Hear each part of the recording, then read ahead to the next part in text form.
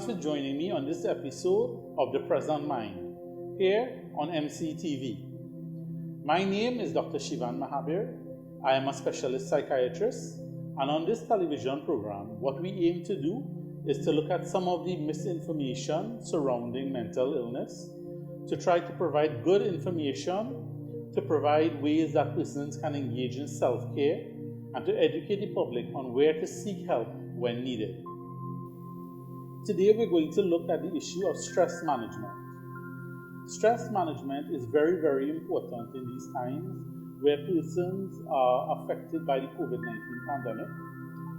Persons have been out of jobs, they have been having significant financial stress, they may be having relationship problems, they may be coping unhealthily using marijuana, alcohol, or other drugs, and therefore we want to try to help you to cope with things in a more productive, healthier way to allow you to have a better mental health. Stress is a normal reaction, both physically and psychologically, that we experience as we go through life.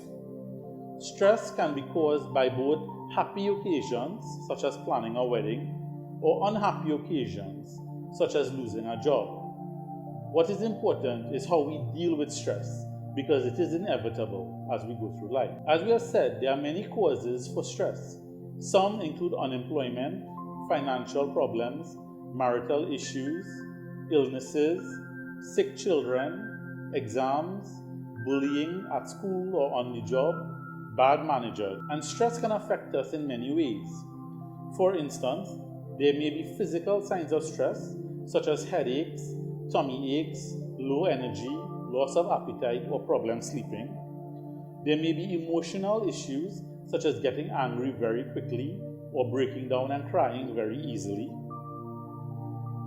You may have problems concentrating or problems focusing, or you may have negative thoughts going around and around in your head.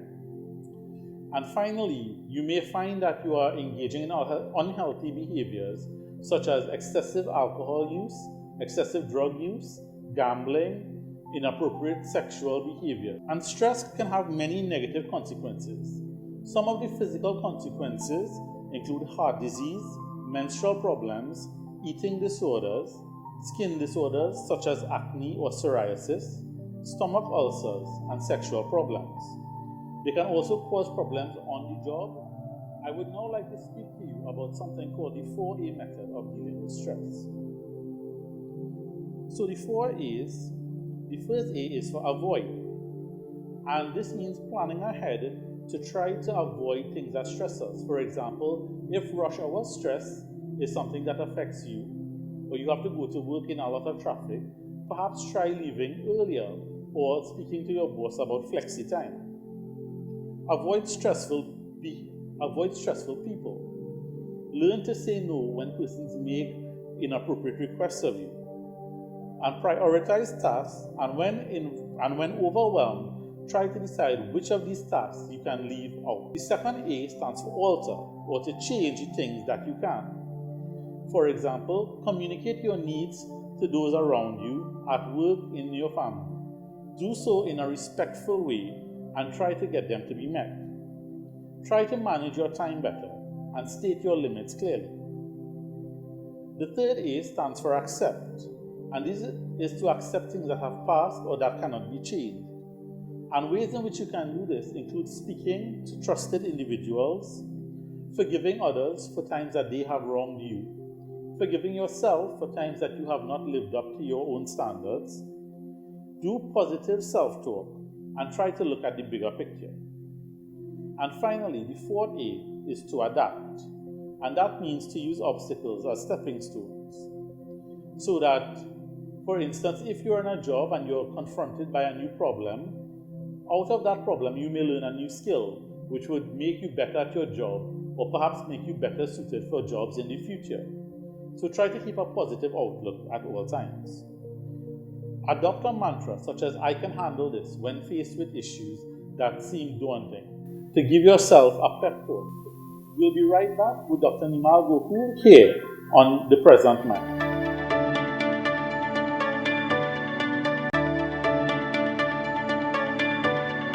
Welcome back and thanks for joining us here on The Present Mind on MCTV. As promised, I have with me today a very special guest. This is Dr. Nimal Goku.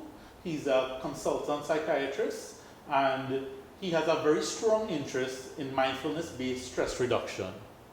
So, Dr. Gokool, thank you very much for joining us here on the program. Thanks for having me, Shivan. Tell us how you got interested in mindfulness.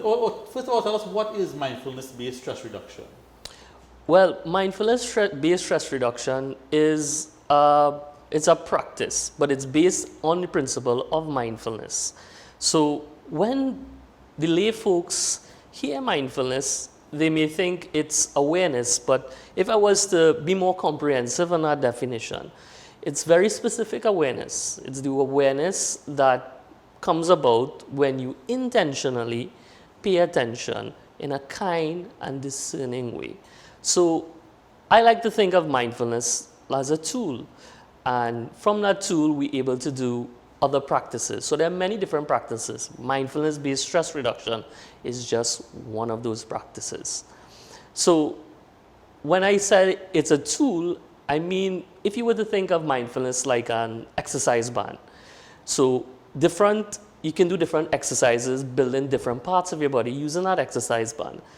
So mindfulness-based stress reduction are just one of those practices utilizing mindfulness. Okay. So how did you get interested in mindfulness? Or how long have you been practicing mindfulness-based stress reduction? Well, I have been practicing this not very long, I would say. I mean, the practices of mindfulness has been with Eastern culture for many, many years, thousands of years. And it has only recently come to Western culture. But I have been practicing probably since 2016. And I came about it as a skeptic, as most people are, with things like meditation and alternative medicine, alternative type medicine. And it was one of my colleagues who had introduced me to it. And since I have been introduced to it, I haven't looked back. So it sounds like it's been very useful in your own life. It has been most useful in my own life. I utilize it every day. Initially, mindfulness and mindfulness-based stress reduction was created for patients who had chronic pain. And now with how it has become diversified, it has been utilized in patients who have depression, who have anxiety, who also have chronic pain, who have addictive disorders, who have problems sleeping. There's a wide variety of it, of uses for mindfulness and mindfulness-based stress reduction. So in our practice, we are both psychiatrists. We both know that anxiety is one of the most prevalent things that we see. And it seems that with the COVID pandemic, with people being out of jobs or being forced to stay home for long periods, it seems to me that anxiety, we're seeing more and more patients presenting with anxiety. How would you say that mindfulness can be used in persons who are having problems with anxiety to help them? Can you give a little bit more details on that? Sure. The mindfulness-based stress reduction was initially conceived by John Kabat-Zinn, and it was actually meant to be an 8-week course. I mean, I'm not looking to invest in an 8-week course, but there are simple practices in mindfulness-based stress reduction that you could practice at home that would help reduce anxiety and depression, and as I said before, things like sleeping problems, multiple uses. But to focus on the anxiety, mindfulness-based stress reduction, there are formal practices and there are informal practices. So the formal practices I'll be hoping to go through with our viewers, and the informal practices are paying attention to everyday activities. So going back to the formal practices, there are sitting meditations where you focus mostly on the breath at your abdomen. There are body scan meditation where you use the breath to focus on different areas of your body. And there are also meditations that you use with yoga, in which that you focus on specific movements at your joints, specific movements at your body, with, again, focus on your breath. So you may be hearing me say a lot about breathing and the breath. So the breath is a very key component of what mindfulness and mindfulness-based stress reduction is focused on. And these very simple practices, 5 minutes or however long you may feel comfortable doing it, could produce very great benefits in terms of reduction of anxiety. So just 5 minutes, 10 minutes a day, maybe will have tremendous results with practice. So, yes, you were speaking about the breath. I also heard you speak about specific practices, specific things that you were doing. Is this something that persons could perhaps look up online and start practicing on their own, or do they need to have formal training in it? There's a wealth of information. As I said, because mindfulness and mindfulness-based stress reduction has hit Western culture with such an impact, there's a wealth of information. You could probably just type in mindfulness and mindfulness-based stress reduction and find a wealth of information in terms of self-guided practices. You don't need to be a professional. You don't need to have a professional guide you. There are things that the resources out there, very simple. And that's a good thing about the techniques, in that they're very simple and you can practice it on your own. There's no formal professional that needs to guide you. And also, as you're saying, they're freely available, so it would be inexpensive. So anybody could really get a hold of the information and perhaps try it out on their own. Of course, of course. Now, as I spoke before, the 8-week course comes with a cost, obviously. But the small practices and practices you could do on your own, free of charge, widely available online. So let me ask you, when you see clients, do you ever recommend it for them as part of their treatment or part of their therapy? Of course, it's a core of all of my treatments, and sometimes during the session I would go through small, short practices with them so that they'd be able to have first-hand experience of how to do it on their own by themselves. And Dr. Gokool has volunteered that he will allow us to film him doing some of these short exercises so that the viewers can see what it's about and they can perhaps try it on their own. So I'm very glad that you've allowed us to do that. So thank you very much. I'm happy to share it. I hope that with the practices and this short talk that we have, it'll bring about greater curiosity to our viewers about mindfulness and the benefits that it could bring to you in everyday life. And it's very simple. So going forward, do you have any aims or any plans for perhaps formalizing the practice of mindfulness-based stress reduction in Trinidad?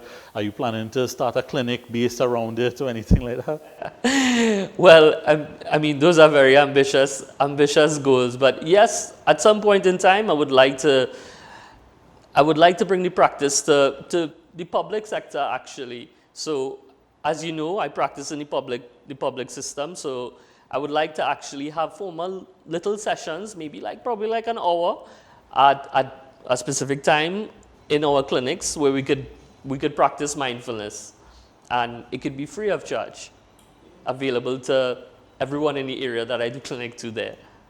So let me just dive with you away from mindfulness just for a second.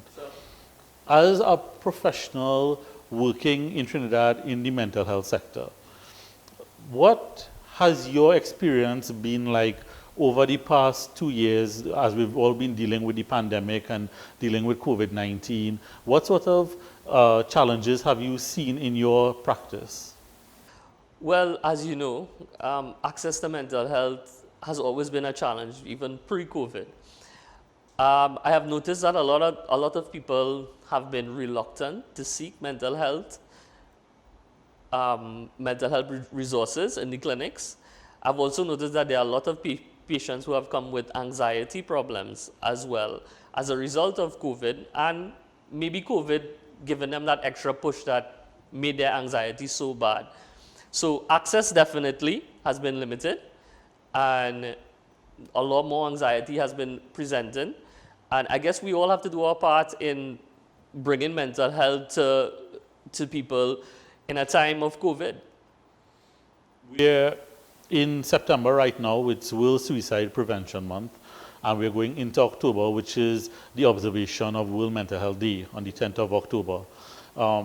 Given that background, that time that we're in, is there anything that you would like to say to the viewers concerning mental health, seeking help, normalizing, seeking mental health resources when needed? Sure. I mean, with other diseases and other illnesses, physical illnesses, I guess we wouldn't have to put so much of an effort as in to convince other people. But I just want to say that when it comes to mental health, it's just as important, or even, I would even go so far to say more important, that you take care of your mental health. Because if you don't take care of yourself and your own mental functioning, then everything in your life really is affected. So the resources and the availability are out there. It's free. We have very competent people. And it's just for you to utilize it. Even if it is just to see what it's like, everybody suffers in their own way. Doesn't mean that you have to suffer alone. The resources are out there, and I encourage anybody to utilize those resources that we have.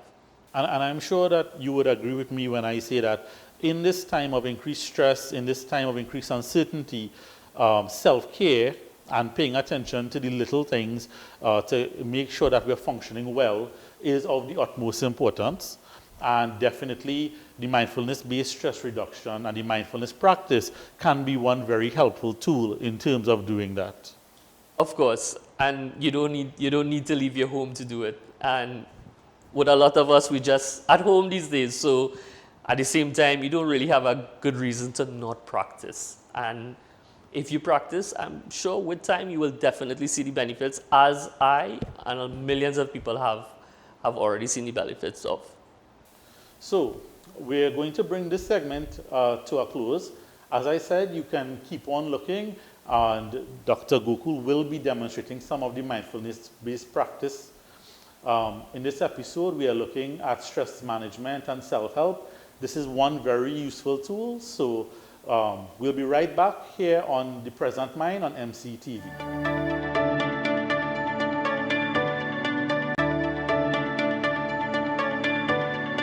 As we wrap up today's segment here on The Present Mind on MCTV, I do want to thank you for joining me today.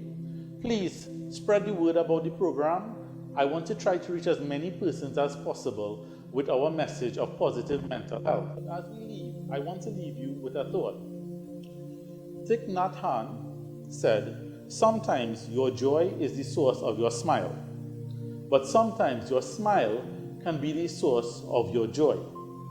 Always remember that things go in both directions. Good feelings lead to positive physical feelings. Good emotions, lead to positive physical feelings.